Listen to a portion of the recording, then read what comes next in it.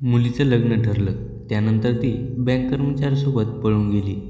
4-5 दिवस त्याच्यासोबत राहून लग्नाच्या दिवशी परत वापस आली.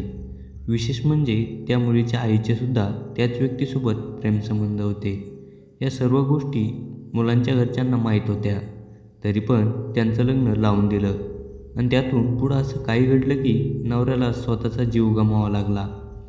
कुर्नलीतील तेजेश्वर असे हत्या झालेल्या युवकाचे नाव आहे. तेजेश्वरची पत्नी ऐश्वर्या आणि तिची आई सुजाता.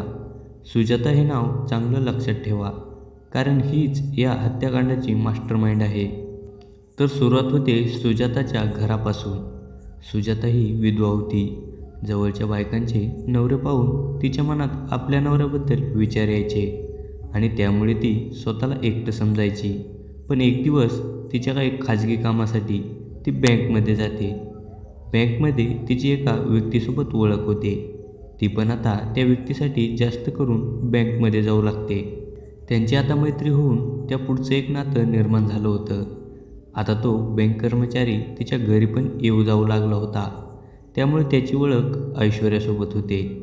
तिला आईच्या आणि त्या बँक कर्मचाऱ्याचा सर्व प्रकार माहीत होता. तरी पण ती त्याच्या जवळ जात होती.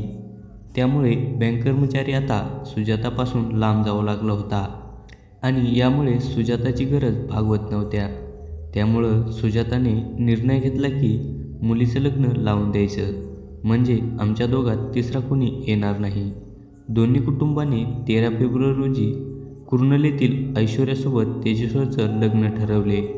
लग्नाच्या फक्त 5 दिवस आधी ऐश्वर्या अचानक गायब झाली.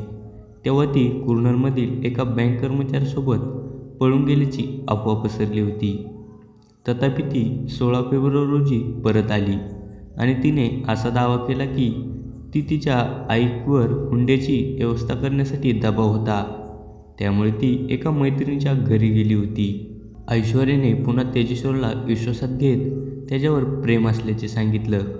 त्यामुळे कुटुंबाची इच्छा नसतानाही त्यांनी 18 मे रोजी लग्न केले. लग्नानंतर ऐश्वर्या सतत फोनवर कुणाशी तरी बोलत होती. हे तेजेश्वरच्या लक्षात आले होते. त्यामुळे त्या दोघा नवरा बायकोमध्ये भांडणं होऊ लागले होते. ऐश्वर्याने आणि बँक कर्मचाऱ्यांनी त्याला कंटाळून तेजेश्वरला आपल्या रस्त्यातून हटवायचं ठरवलं आणि 17 जून रोजी अचानक तेजेश्वर गायब झाला. या प्रकरणानंतर तेजेश्वरच्या भावाने बेपत्ता झाल्याची तक्रार दाखल केली.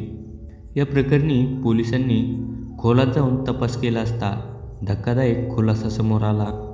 चौकशीदरम्यान ऐश्वर्या आणि तिची आई सुजाता यांनी कबूल केले की दोघांचेही एकाच बँक कर्मचाऱ्याशी प्रेमसंबंध होते.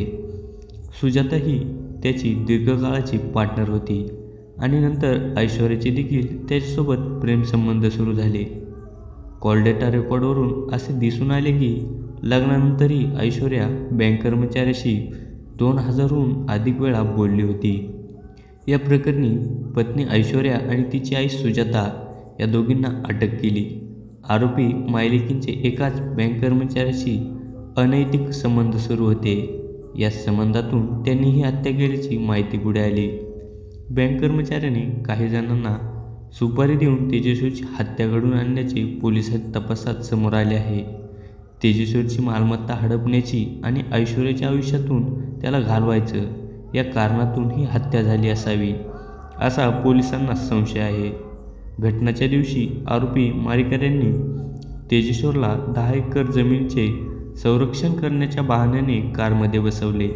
कारमध्ये मारेकऱ्यांनी त्याच्यावर चाकूने हल्ला केला आणि त्याची निर्घृण हत्या केली.